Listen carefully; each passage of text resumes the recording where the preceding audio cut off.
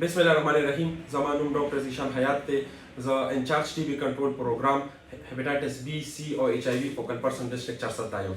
نن زموږ ورکوډیشن کلیپ چې کوم دی د 25 اپریل 2024 باندې زموږ ملیریا ورلد ملیریا ډے چې دا هغه باندې یو ورکوډیشن اویرنس سیشن لپاره یو ویډیو اپلوډ کوو. څنګه چې تاسو ته پته ده ملیریا چې کوم ده نو ملیریا زموږ پلاسموډیم پیراسایت د وجې سپریډ کیږي او پلاسموډیم پیراسایت چې کله بدن ته سپریډ کیږي هغه د یو ماشي د وجې سپریډ کیږي. خو چې کله هغه موږ ته د ماشي موږ وخوري او موږ ته ملیریا ولګي نو د هغې څه سمپټمز چې کوم دي وجود خوږېدل وي، تبه وي، تبه کې رایګرز اینډ چیلز کېږي، مین یخنۍ والا تبه راځي، سر باندې درد وي پکې او ټول اړه خرابېږي، الټۍ ورځي انسان ته او خوراک ته زړه نه کېږي. کله چې د دې داسې سمپټمز راشي نو بیا موږ سرکاري هسپتال کې چې زموږ څومره سرکاري هسپتالونه دي نو هغې کې د ملیریا ټسټونه او د هغې ټونه علاج چې کوم دی نو هغه ټول فری دی. د ملیریا لپاره ټسټ هم فری دی او د هغې علاج هم فری دی.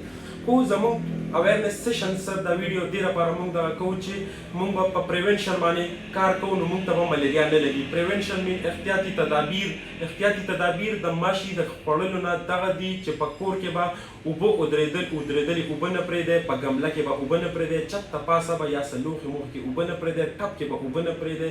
بل د اے سی موسم سټارټ کېږي، اے سی هغه لاندې چې کوم هغې ته بالټۍ وي یا بوتل وي یا هر څه چې هغې کې اوبه نه دغه کېږي چې هغې کې ماشي پیدا کېږي نه. یو خو دغه شی شو. بل مونږ نټ استعمالولو شو چې په کمره کې یا کور کې یا د کټ ته پاسه مونږ نټ هغه ماشو هغه جال استعمال کړو چې مونږ ماشي خوري نه.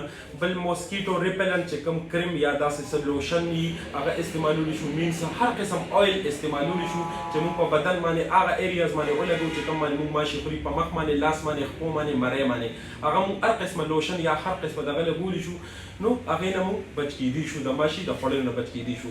څنګه چې اپریل زموږ په پیک باندې وي، په ملیریا په ډینګیو کې زموږ په پیک باندې وي، د اپریل نه تر جون پورې زموږ پیک باندې وي ملیریا. نو موږ ته صرف دا احتیاطي تدابیر اپناول پکار دي او چې دا موږ اپناو کړو نو موږ به د ملیریا او د ډینګیو بچ شو. مهرباني. السلام علیکم.